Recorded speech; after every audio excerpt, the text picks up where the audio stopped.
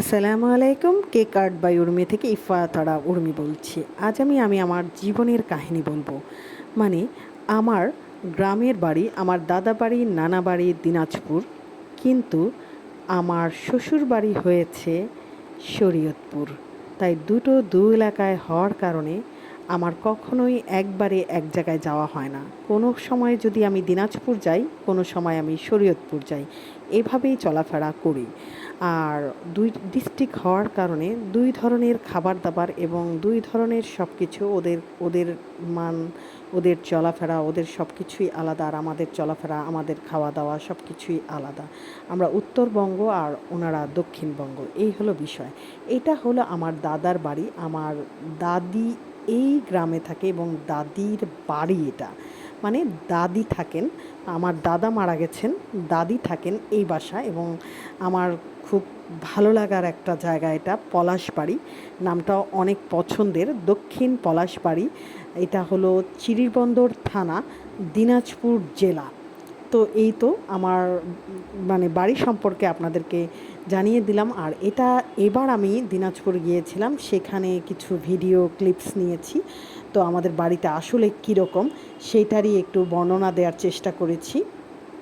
এই আর কি আমাদের বাড়ি ঘর, তারপরে হলো গ্রামের যে ছোঁয়াটা, সেটা আমি আমার গ্রামে গেলে পাই। গরু, ছাগল, তারপরে বাচ্চা, মুরগির বাচ্চা, মুরগি, তারপরে মাটির চুলায় খাবার, সেগুলো আমি আমার গ্রামে গেলে অনেক বেশি পাই।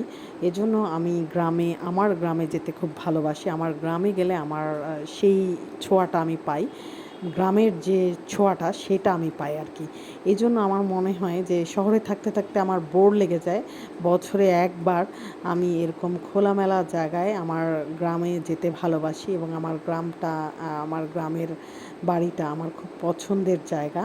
তো ওই তো আমার দাদি বসে আছেন, দাদির জন্য সবাই দোয়া করবেন। দাদি কিন্তু এবার প্রতিটা রোজা দিচ্ছে এবং আমার দাদির বয়স 100+। তো সবাই আমার দাদির জন্য দোয়া করবেন। দাদি কানে শুনতে পায় না এবং দাদি সুস্থ আছে, উনি ডাক্তারের কাছেও যান না। তো সবাই ওনার সুস্থতা কামনা করবেন। এই রমজান মাসে আমি আমার দাদির জন্য দোয়া চাই, আমার দাদি যেন সুস্থ সবলভাবে জীবনযাপন করতে পারে এবং ইবাদত বন্দিগি করতে করতে যেন তার শেষ জীবনটা যায়, সে যেন বিছনায় পড়ে না যায়। এই দোয়াটা আমি সবসময় আমার দাদির জন্য করি। কারণ আমার দাদি যেন হাঁটতে হাঁটতে এবং আল্লাহ তাআলার ইবাদত করতে করতে এই পৃথিবী ছেড়ে চলে যায়, সেটাই আমি চাই। আমার দাদির জন্য সবাই এই দোয়াটা করবেন। ভালো থাকবেন, সুস্থ থাকবেন, কেক আর্ট বাই উর্মির পাশে থাকবেন। আর কেক আর্ট বাই উর্মি মানেই সতেজ ফ্রেশ কেক আপনাদের জন্য।